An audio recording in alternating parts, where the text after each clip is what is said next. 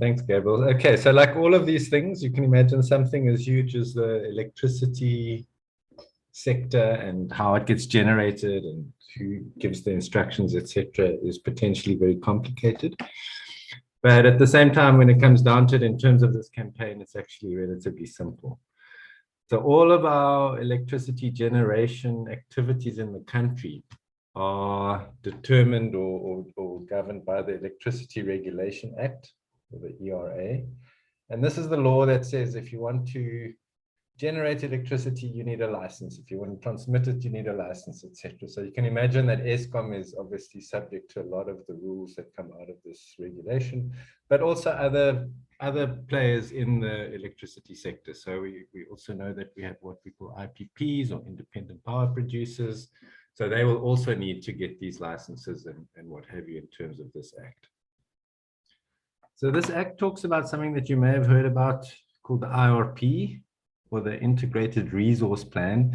And that's basically South Africa's plan for how it's going to generate electricity, what sources it gets the electricity from, and when those need to come online. So the IRP is a document. It's supposed to be a living document. It's supposed to be updated every few years. And the responsibility for this ultimately lies with the Minister and the Department of Mineral Resources and Energy. Currently, that's Minister Montashe, who really make sure that this thing is, or supposed to make sure that it's the best document that it can be, and that it takes all of the needs into account so that we get our electricity from the right sources. We could spend another whole evening talking about the IRP and its appropriateness. There's some questions around that, and we at the Center for Environmental Rights are assisting the African Climate Alliance, or representing them along with a few other plaintiffs in challenging the minister for wanting to build new coal-fired power. And that's what some of you may have heard as the cancel coal case. And we are challenging the IRP in respect of new coal. But that's not exactly what we're talking about here this evening. So that's the IRP, and then we have something called the ministerial determination, which once the IRP is in place, it's this determination, which is the instrument that actually makes the things happen, and we'll go into that in a bit of detail. Yeah, so our current IRP basically is the plan of how much electricity South Africa will need over the next 10 years, and from where it comes. So there are different sources from where electricity can come in South Africa. In some parts of the world, it's slightly different, but obviously most of our electricity has come from coal historically.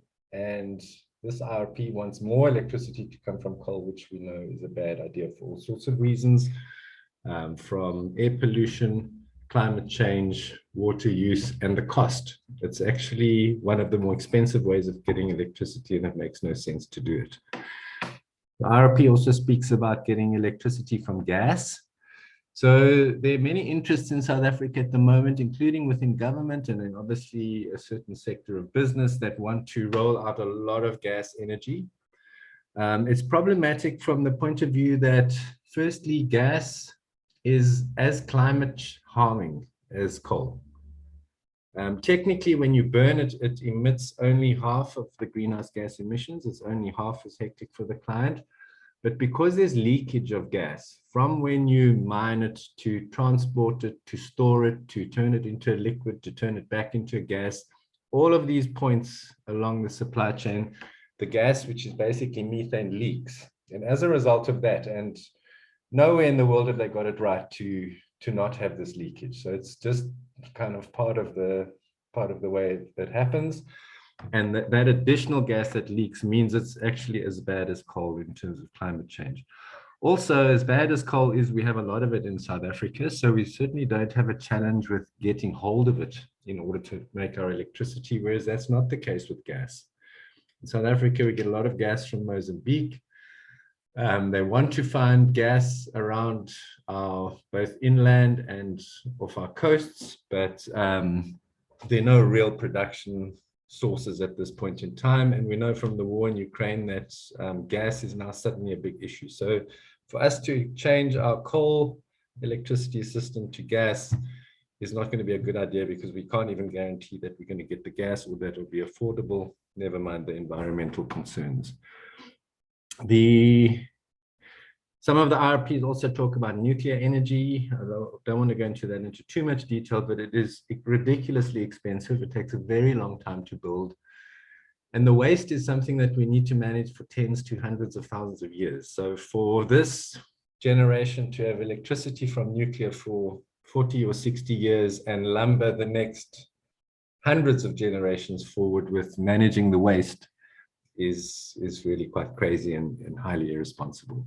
And then the IRP also talks about renewable energy, which mostly in the form of wind, as well as solar PV. So solar PV is, you see in the bottom right there, those solar panels.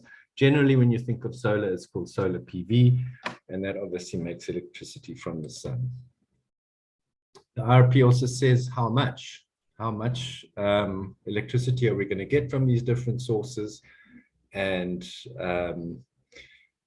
yeah, so in terms of this current IRP, it talks about 1,500 megawatts of new coal. And again, that's the cancelled coal case that we are fighting. It talks of 3,000 megawatts of gas and 6,800 megawatts of solar and wind.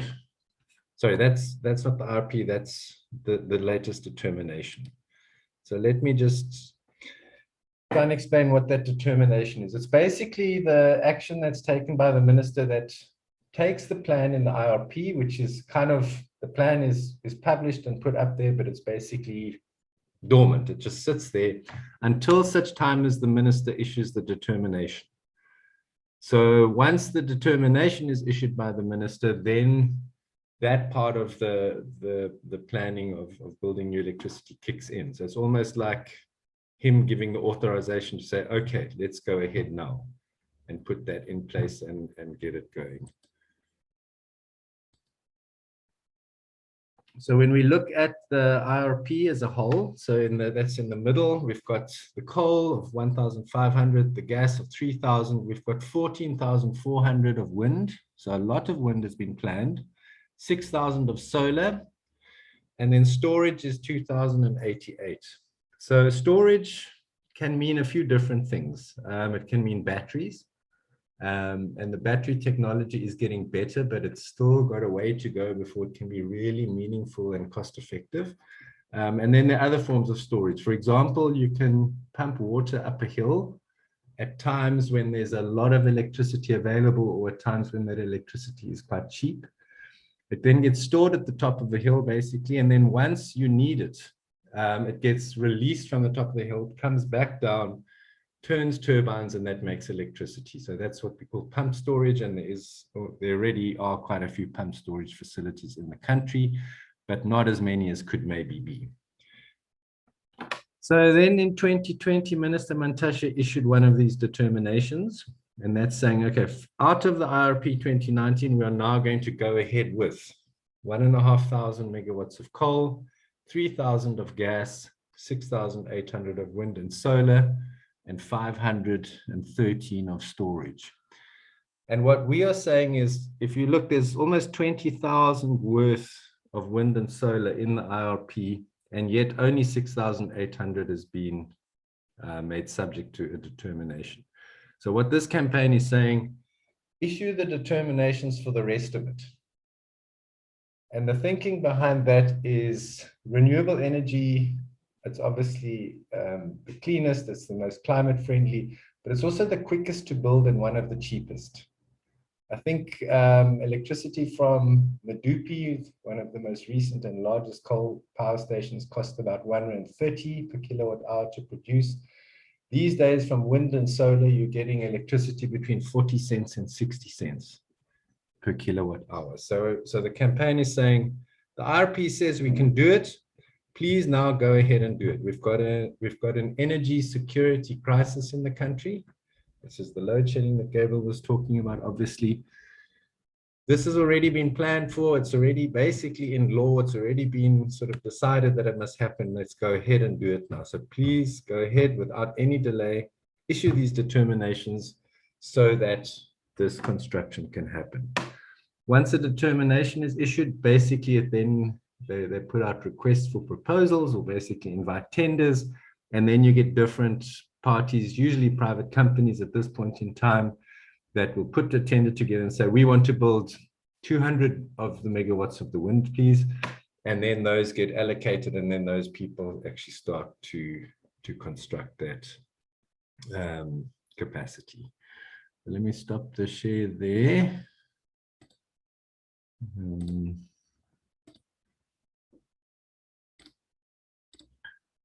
And yeah, so that's it in simple terms. So I think let me leave it there and basically open it up for questions or discussions.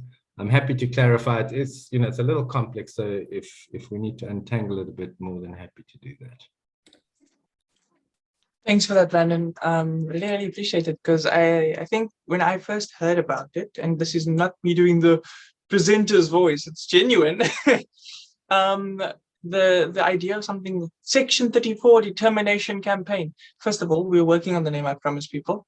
And second of all, I mean, if you just explain it just as simple as you've said that we could do it, it's there, now let's do it.